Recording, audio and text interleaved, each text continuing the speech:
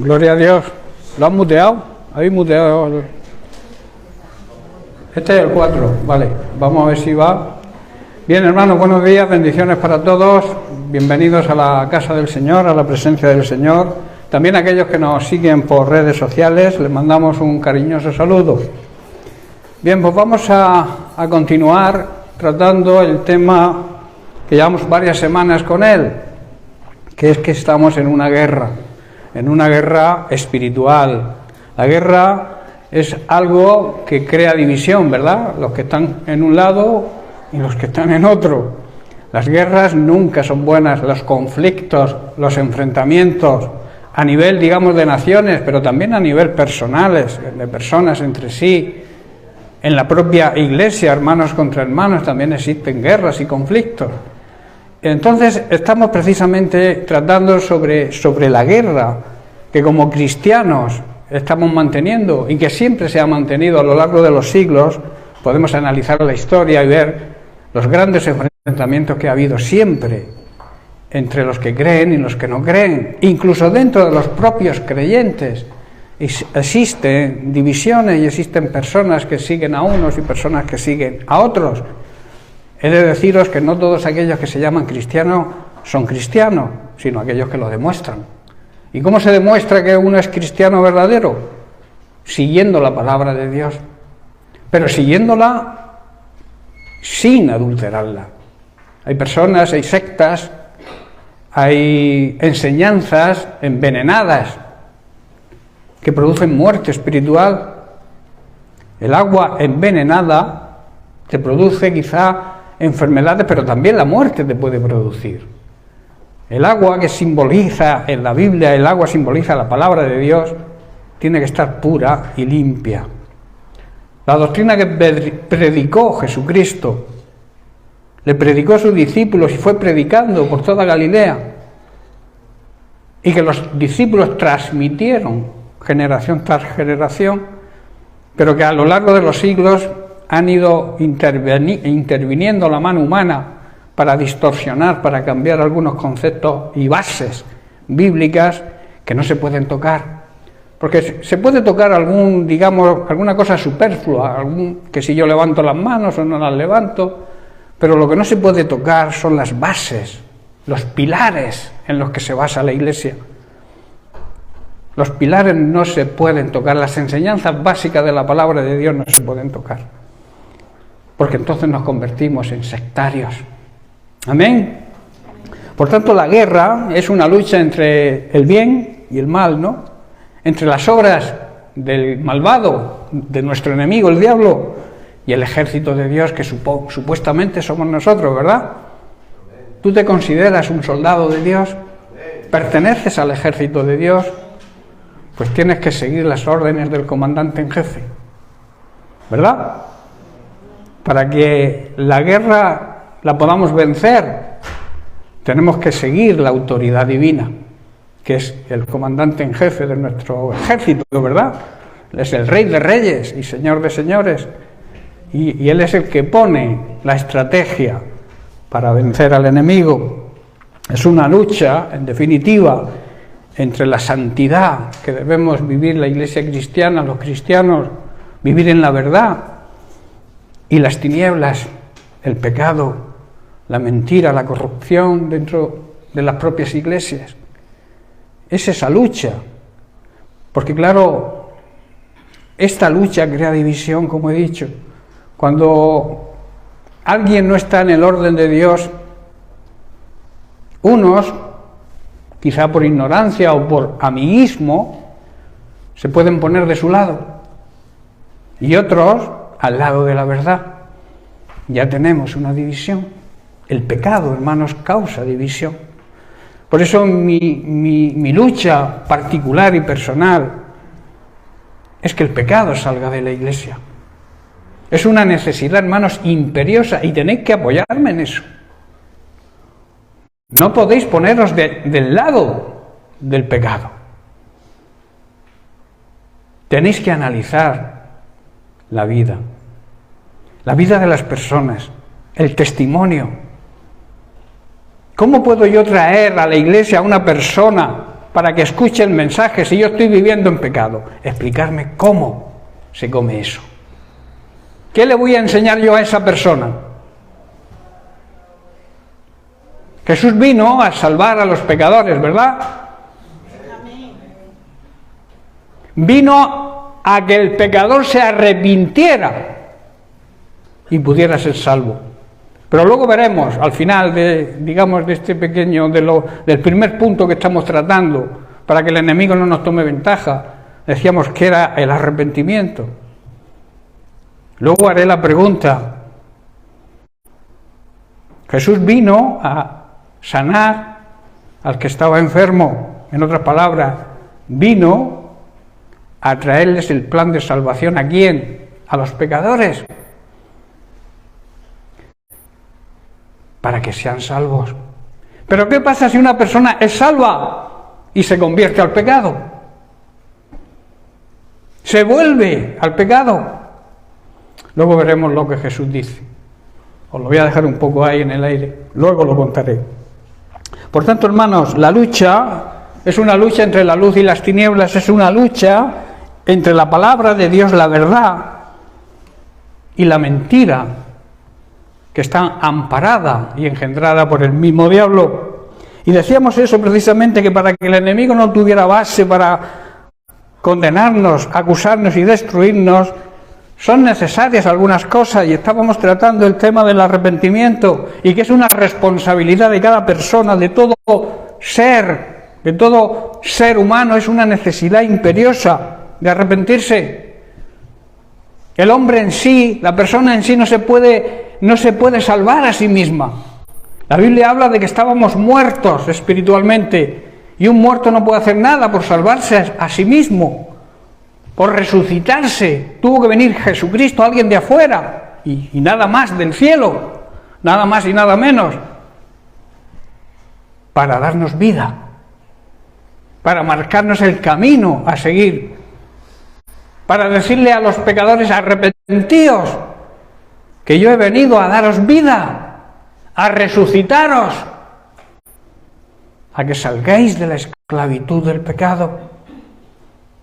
Esta mañana se ha hablado de que hemos cantado que somos libres, ¿no?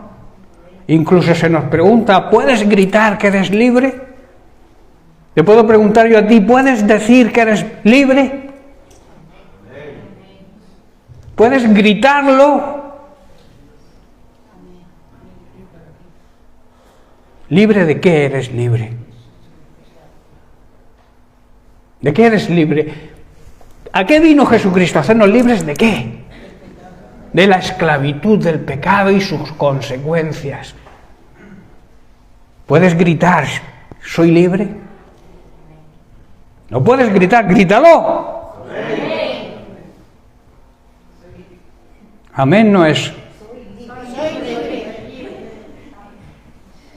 ¿Podemos gritar todos los que estamos aquí: soy libre?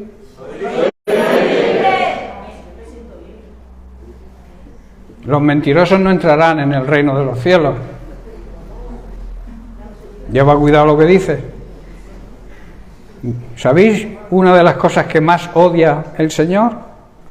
La mentira. Por eso llamó a Satanás el padre de la mentira. Satanás nos odia, odia a Cristo, odia a los cristianos. Y Jesús le dijo que era un asesino y un mentiroso. Yo tampoco puedo con la mentira. Cuando alguien miente, o cuando alguien me miente a mí personalmente, yo pierdo la confianza con esa persona, aunque lo perdone. Pero hay algo dentro de ti que dice: no te fíes. Si te ha engañado una vez, te pueda engañar de nuevo.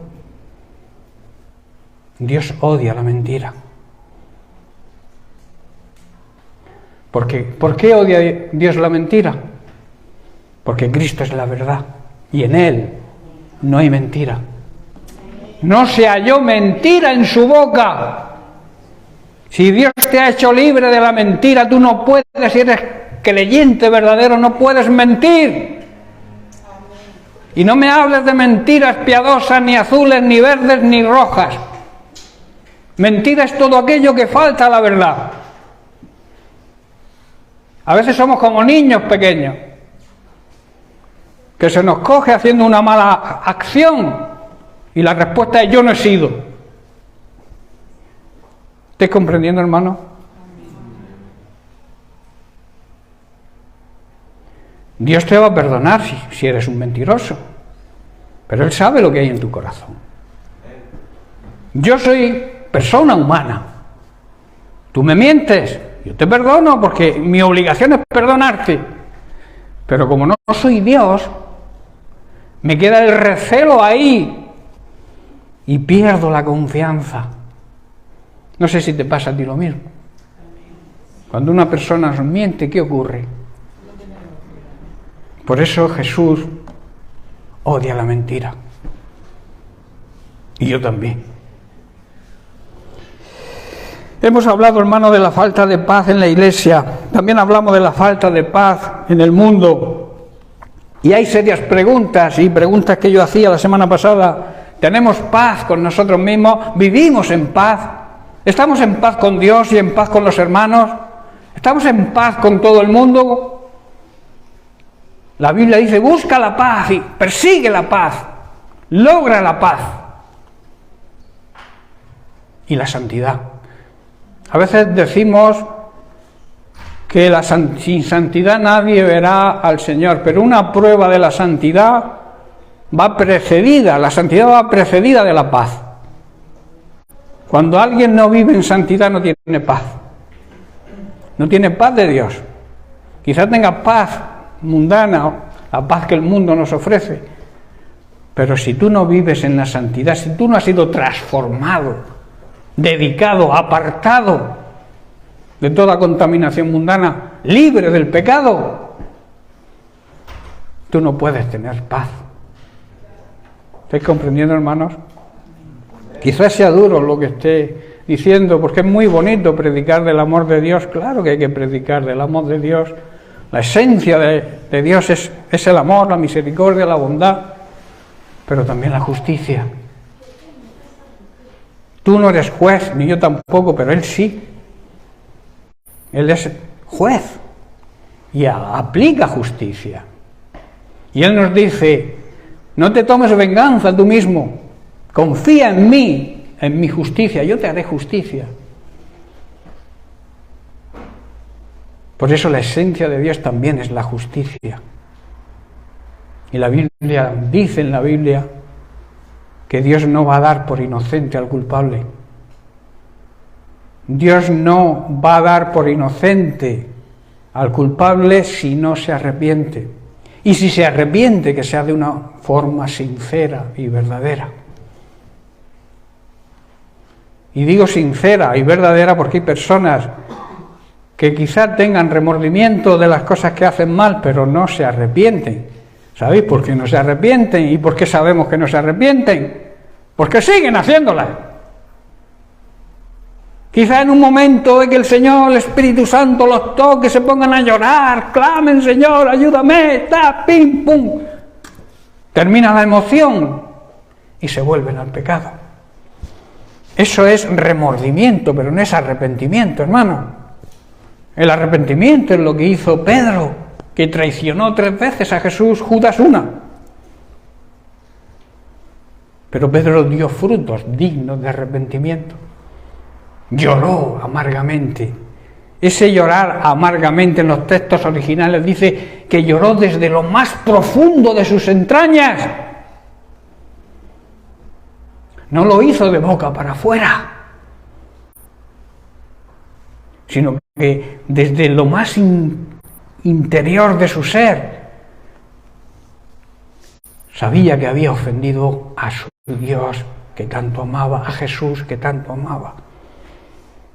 Judas también se sintió mal, ¿verdad?, cuando traicionó a Jesús. Pero no se arrepintió, no dio frutos de arrepentimiento. Tomó una mala decisión, se quitó la vida. ¿Creéis que Jesús hubiera perdonado a Judas? ¡Claro que sí! Si Judas hubiera tomado la actitud correcta que tomó Pedro. ¿Estáis comprendiendo, hermanos? O sea, si tú te condenas no es por culpa de Dios. Hay una frase por ahí que se oye en la religión: Dios es amor, y como es amor, y todos somos hijos de Dios. Mentira. No todos somos hijos de Dios. Y no todos los hijos obedecen a sus padres. Y no todos los hijos de Dios le obedecen a Dios. ¿Estáis comprendiendo, hermanos? La Biblia dice lo que dice. La Biblia habla bien claro. Es que yo no la comprendo. Busca la dirección del Espíritu Santo. Porque yo cuando me pongo a leerla, la entiendo. Y no la veo complicada. Si el Señor dice, no matarás, ¿qué no entiendes de eso? No fornicarás, ¿qué no entiendes de eso? No mentirás, ¿qué no se entiende de eso? No cometerás actos impuros, ¿quién no entiende eso? A veces son excusas. O quizá nos apoyamos en lo que otros hacen para exponer mi pecado sin problema. Es que todo el mundo lo hace. Bueno, todo el mundo lo hace. ¿Y qué pasa con aquellos que no obedecen a Dios? Aunque sean los máximos que haya el máximo número de personas de esta humanidad, porque la Iglesia es un pequeño remanente. La Iglesia verdadera, me refiero. Pero ese remanente tiene que ser ejemplo, hermano. Ejemplo de conducta. Pablo le escribe a su discípulo Timoteo y dice, sé ejemplo. ¿En qué? En conducta. En tu forma de comportarte primero y luego con palabras. Predica el Evangelio. Primero demuestra que eres cristiano con tus hechos. Que la gente no te pueda avergonzar. Quizá, hermanos, necesitemos hacer un alto en el camino que decíamos, un punto de inflexión, decir hasta aquí he hecho lo que me ha venido en gana, he escuchado el Evangelio pero me ha entrado por un oído y me ha salido por el otro. Quizá necesites parar y analizar tu vida y ver si la vida que llevas, las consecuencias que te va a traer si el Señor viniera o partieras de esta tierra, porque todos, ¿hay aquí alguno que se crea que es eterno en cuanto a nuestro cuerpo físico? Nadie. Todos estamos condenados a muerte y nos llega además por sorpresa, porque no te dice, oye que voy, arrepiéntete que voy, no. Por eso tenemos que estar preparados, hermanos. Y una de las principales formas de estar preparados es arrepentirnos, hacer un alto en el camino y empezar a vivir la vida plena y abundante, el anticipo de la vida eterna que Dios nos promete. Hermanos, si estamos cansados y llenos de cargas, si no tenemos paz, Jesús nos promete que si vamos a Él, nos va a transmitir descanso. Para eso debemos unirnos a Él. Él dijo en Juan 15 que separados de Él, de la vid verdadera, no podemos hacer nada. ¿Qué significa no podemos hacer nada? Porque tú me dirás, yo puedo hacer lo que yo quiera. Se refiere que no podrás hacer nada que le agrade a Dios y que te conduzca a la salvación. ¿Estás comprendiendo? Si no estás unido a Cristo, no puedes entender lo que significa la salvación.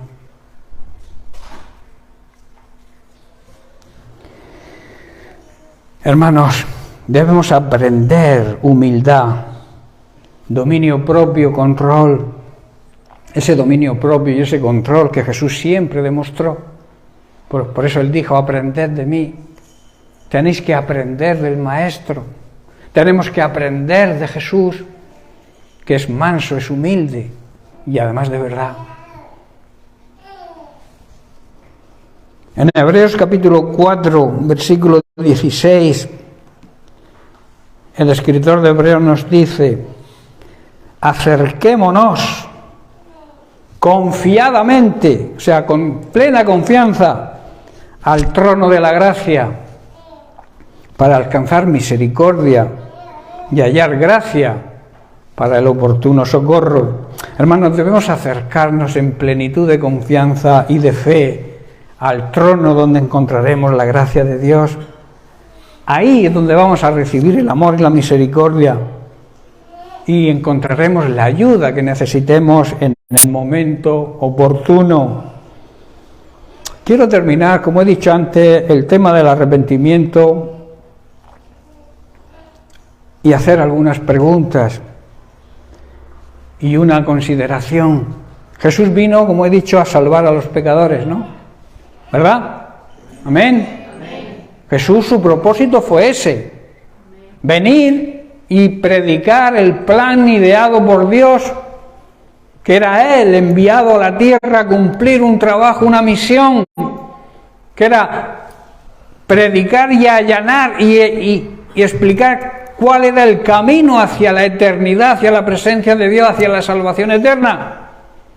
Él vino a hacer eso, ¿no?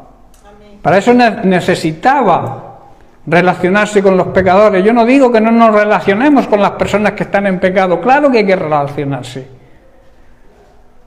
Pero Jesús era bien claro con los hipócritas y los pecadores. Les explicaba a qué había venido y les decía: arrepentíos. Arrepentimiento es dar un giro de 180 grados a nuestra vida egoísta, a nuestra manera egoísta de vivir. Jesús nos marca el camino hacia la salvación y es mediante el arrepentimiento. Por eso digo, Jesús vino a que los pecadores pudieran ser salvos. Y la pregunta que hacía antes: ¿qué pasa con las personas que ya son salvas, que aceptaron a Cristo, que recibieron la salvación y se vuelven al pecado? ¿Qué pasa?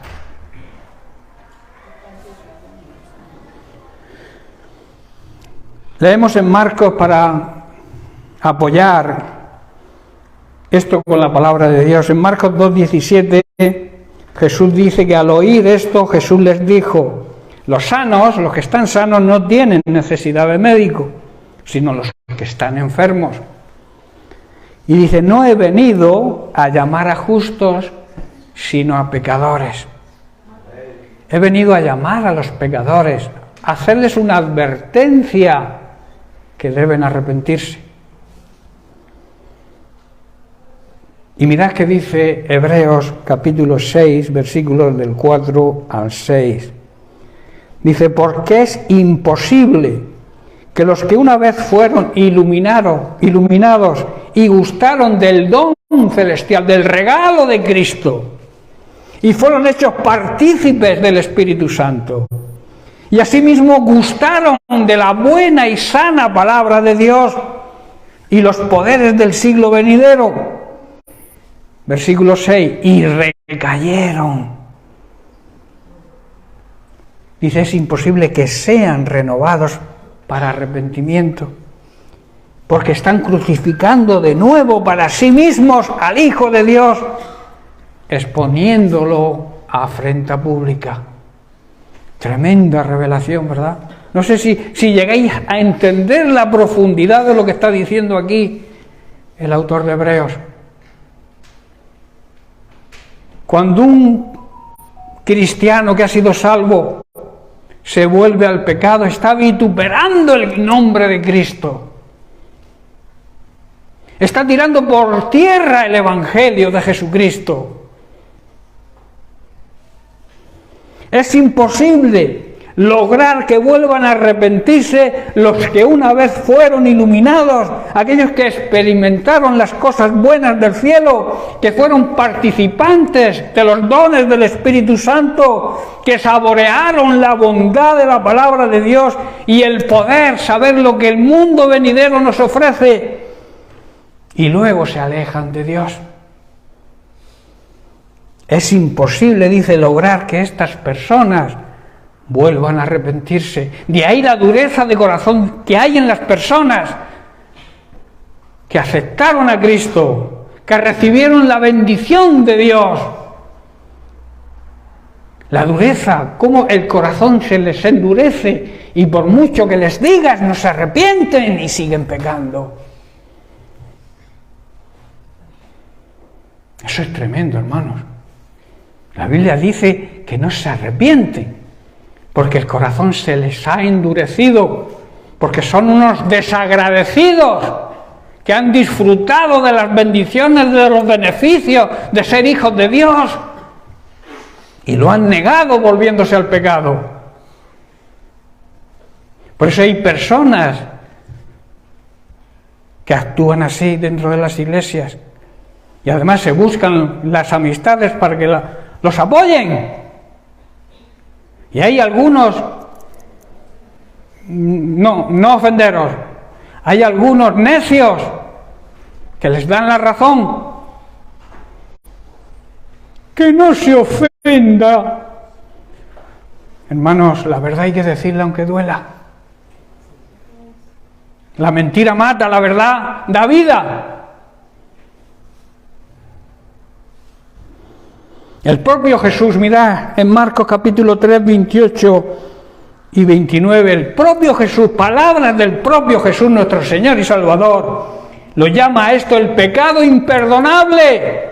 Hermano, hay pecados que no son perdonables, hay pecados que Dios no perdona, que es la ofensa contra el Espíritu Santo. Porque dice así: de cierto os digo que todos los pecados serán perdonados a los hijos de los seres humanos, de las personas, y las blasfemias cualquiera que sean. Pero cualquiera que blasfeme contra el Espíritu Santo, cualquiera que niegue las bendiciones que ha recibido de parte de Dios y se vuelve al pecado, no tiene jamás perdón. Hermano, es duro. Muy bonito predicar del amor de Dios, pero esto es Biblia, esto es palabra de Dios. Vamos a abrir los ojos espirituales y vamos a confrontar al pecador, pero no para humillarlo o para despreciarlo, sino para que se arrepienta de verdad, en vez de pasarle la mano y decirle: hermano, bueno, Dios sabe, claro que Dios sabe y tú también lo sabes. No permitas que nadie te convenza de que su vida de pecado Dios la acepta. El pecado no es aceptable por Dios en ninguna de sus variedades.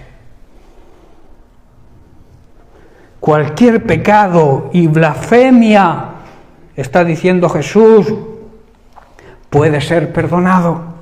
Pero todo el que blasfeme contra el Espíritu Santo, negando, vuelvo a repetir, los beneficios de ser salvo, jamás será perdonado.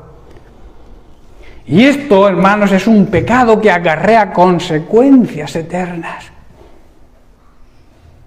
Por eso lo que tenemos que tener es compasión de este tipo de personas.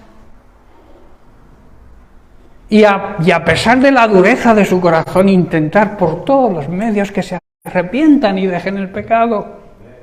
Para que, aunque la Biblia dice que no hay oportunidad, pero nosotros deberíamos seguir intercediendo con esas personas y trabajando con esas personas para que abandonen el pecado, porque le va a traer una consecuencia eterna. ¿Estáis comprendiendo, hermanos? No es lo mismo que vengan pecadores del mundo a escuchar la palabra de Dios y Dios los pueda tocar. No es lo mismo. O que una persona haya sido salva y que viva en pecado y se venga a la iglesia como es un pecador, que venga un pecador. ¿Entendéis la diferencia, hermanos? ¿Me hago entender? Tenemos que tener claro el concepto de pecado. Y tenemos que tener claro que el pecador, Dios lo ama, pero el pecado lo aborrece. Y donde hay pecado no está Dios. Y donde está Dios dirigiendo nuestra vida, no puede haber pecado. Amén. ¿Hacia dónde vamos, hermanos? ¿Quién me sabe responder a esta pregunta? ¿Hacia dónde vamos? ¿Cuál es nuestro objetivo? ¿Qué estamos haciendo con nuestra vida? ¿Estamos siguiendo las verdades del Evangelio? ¿Vivimos en acuerdo con la palabra de Dios? ¿Cometeremos fallos? Claro que sí. Podemos fallar en el blanco, pecar puntualmente, pero enseguida la conciencia, el Espíritu Santo nos redarguye. Pedimos perdón y recobramos la intimidad y la relación con Dios. ¿Estoy comprendiendo la diferencia que hay en el consentimiento del pecado en nuestra vida a tener un error puntual, un fallo, un pecado puntual? Jesucristo, cuando tú pecas y te arrepientes en el momento, no se ponga el sol sobre vuestro enojo. Quiere decir eso que si cometes un pecado, arrepiéntete dentro de ese mismo día. Y entonces Jesucristo se levanta, que está sentado a la diestra del Padre, y le dice: yo pagué el precio de ese pecado. Y entonces Dios el Padre nos mira a través de Jesucristo. Pero si tú no reflejas a Cristo en tu vida, porque vives en pecado, es imposible que pueda ser perdonado. ¿Estoy comprendiendo? La necesidad del arrepentimiento y del arrepentimiento sincero. Jesús en Mateo capítulo 7, versículos 7 y 8, Jesús en el Sermón del Monte nos habla de la constancia en la oración, porque cuando oramos, cuando tenemos comunión con el Señor, nos alejamos del pecado. Yo siempre digo que cuanto más cerca estamos de Dios, más alejados estamos del pecado. Por el contrario, cuanto más cerca estamos del pecado, más alejados estamos de Dios. Y entonces dice Jesús, para encontrar en esa constancia en la oración, encontrar todo lo que necesitemos y también haya paz en nuestra vida y buscar la dirección de nuestra vida, el propósito de nuestra vida y encontrarle un sentido precisamente. Hoy hay muchas frases que se escuchan hoy: no tiene sentido mi vida. Busca al Señor, acércate a Él, convive con su palabra, obedece su palabra y tu vida empezará a tener sentido, porque el Señor te dice: pedid y se os dará. Buscad. Quizá busques una solución a tu vida, quizá busques una solución a tu situación pecaminosa. Acércate a Jesús, acércate a su palabra, busca la solución y hay una promesa: hallarás. Y al que llama también se le abrirá. Qué importante es entender esto. En los textos originales nos dice: sigue pidiendo y recibirás lo que pides. Sigue buscando y encontrarás. Sigue llamando y la puerta se abrirá. Amén. O sea, ¿qué está diciendo aquí Jesús? Habla de constancia, habla de perseverancia, de no darse por vencido en la oración, de nunca arrojar la toalla. Pide hasta conseguir la respuesta. Ora al Señor hasta que en el momento, porque igual no es el momento que tú deseas que Dios te dé lo que pides, debes tener la esperanza, la confianza en que Dios a su tiempo, al tiempo de Él, va a cumplir lo que promete. todo aquel que pide hermano, todo aquel que busca y todo aquel que llama y lo hace con constancia y perseverancia, recibe, encuentra y las puertas se le abren. Eso es una gran promesa y son palabras del propio Jesús. Jesús hablando a tu corazón.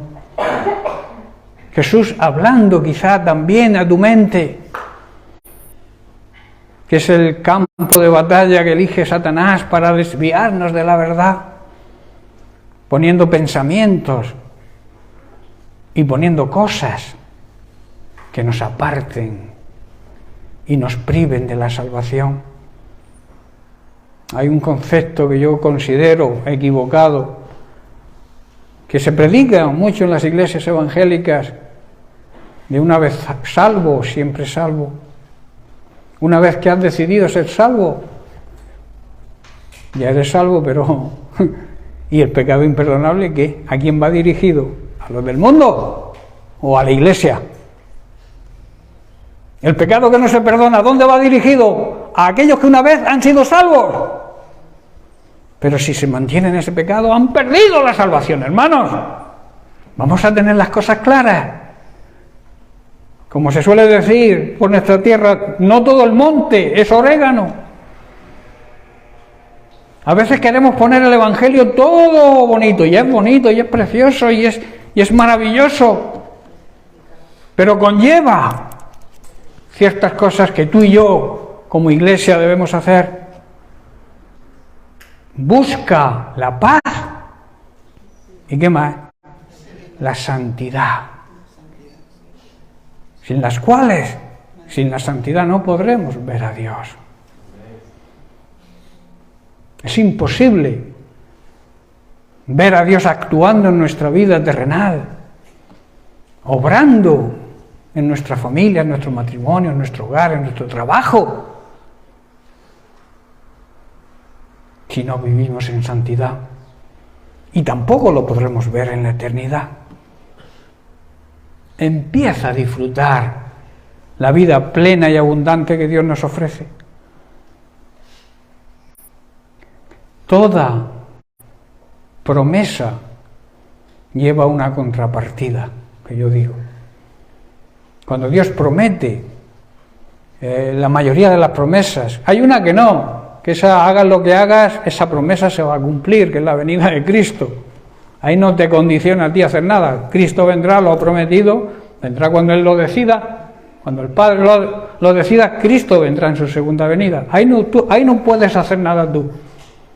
Ahora, las promesas de sus bendiciones, las promesas de la ayuda necesaria, o sea que Él cubre tu necesidad, cuando tú te preocupas y ocupas de su reino, y para ocuparte y que su reino avance, tienes que vivir en santidad. Es imposible que Dios te utilice para la extensión de su reino si vives en pecado. Yo como lo veo tan claro, quiero transmitirlo y me gustaría que vosotros lo entendierais de la misma manera que yo entiendo la Biblia. Dios nos ama. ¿Sabéis que la mayor prueba de amor es la disciplina? La escuela bíblica que tratamos este jueves hablaba de eso, que una de las bendiciones de Dios es la disciplina a sus hijos. Porque Dios al que ama, disciplina. Y la palabra disciplina suena muy suave, ¿verdad? Pero disciplina significa castigo. Los padres castigamos a nuestros hijos, ¿verdad? Les quitamos el móvil, los encerramos en la habitación, no le damos postre. Eso es castigar al niño por sus malas obras. Eso es disciplinar al niño, poner orden en el niño. Hermanos, la iglesia debe vivir en disciplina. Quiero decir, a ver si lo entendéis, la iglesia debe vivir pendiente de hacer las cosas en el orden de Dios. La disciplina duele, claro que duele. Le duele al que la recibe, pero también al que la imparte. Pero la palabra de Dios dice que al final trae beneficio. Al final los que hemos sido disciplinados, castigados por nuestros padres terrenales, al final comprendemos que lo que querían era lo mejor para nosotros, para que fuéramos, como se suele decir, hombres y mujeres de provecho en un futuro. Pues Dios hace lo mismo con sus hijos. Él quiere que tengamos un futuro y una esperanza, ¿verdad? Sus pensamientos no son como nuestros pensamientos, y sus pensamientos son pensamientos de bien, no de mal para nosotros, con un propósito, que tengamos una esperanza de vida. Y esa esperanza de vida es imposible que tú puedas llegar a captarla si no vives en la santidad que Dios nos exige. Sed perfectos, como yo soy perfecto. Dijo Jesús, ¿verdad? Y luego también dijo, sed perfectos, como mi Padre es perfecto. Nosotros como seres humanos nunca podremos llegar a la perfección de Dios, pero sí a la perfección de Dios Hijo, en la persona de Jesucristo. Porque fue perfecto, no como Dios, sino como hombre. Y Él es el ejemplo a seguir. Cuando tú imitas a Jesucristo, cuando tú sigues las pisadas del Maestro, cuando tú analizas la vida de Jesús y te la apropias a ti mismo y vives de acuerdo a sus principios, de acuerdo a su palabra, estás llegando a la perfección de Cristo. ¿Estáis comprendiendo? A la perfección de Dios es imposible, pero a la perfección de Cristo. Paradme la música, por favor. Debéis, cuando entráis a la congregación, a la iglesia, al lugar santo, donde está la presencia de Dios, hay que apagar los móviles. Hay un cartel ahí en la puerta. Igual que respetéis los stops, porque si no podéis tener un accidente. Ahí hay un disco que pone prohibidos los móviles. Pero claro, aquí no hay guardias que te denuncien, ¿verdad? Gloria a Dios. Bien, pues estoy terminando. Entonces, debemos aferrarnos a la palabra de Dios. Debemos unir nuestra vida a la vida de Cristo, que como sarmientos estemos unidos a la vid verdadera y recibamos de Él la savia, la sabiduría, el conocimiento y la verdad que está en Cristo. Amén. Bien, pues que el Señor les bendiga. Seguiremos la semana que viene con otro tema importantísimo, con otra cosa que debemos hacer para que el diablo no nos acuse, nos condene y nos destruya. Quiero hablaros en la próxima semana del ayuno y de la oración, que es un arma poderosa. Amén. Bien, pues que Dios les bendiga.